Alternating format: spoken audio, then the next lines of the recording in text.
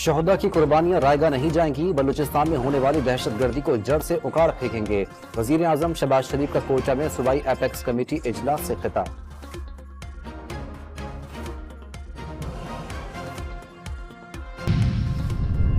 بلاول بھٹو نے پنجاب کے بجلی صارفین کو ریلیف سمت سے بالا تر قرار دے دیا۔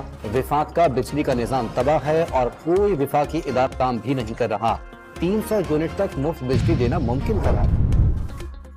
سستی بجلی بنانے، بیچنے اور عوام کو ریلیف دینے کا پلان موجود ہے۔ وزیر اعلیٰ سندھ کا وفاق کو سندھ حکومت کا منشور پڑھنے کا مشورہ۔ مستحق افراد نے سولر سسٹم تقسیم کر دیا۔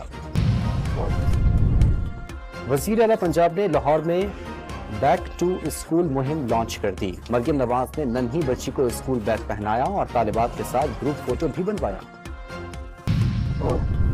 پیرس اولمپکس میں پاکستان کا نام روشن کرنے والے ارشد ندیم کے لیے ایک اور اعزاز۔ صدر آصف زرداری کی جانب سے ایوان صدر کی پروقار تقریب میں قومی ہیرو کو ہلال امتیاز سے نواز دیا گیا۔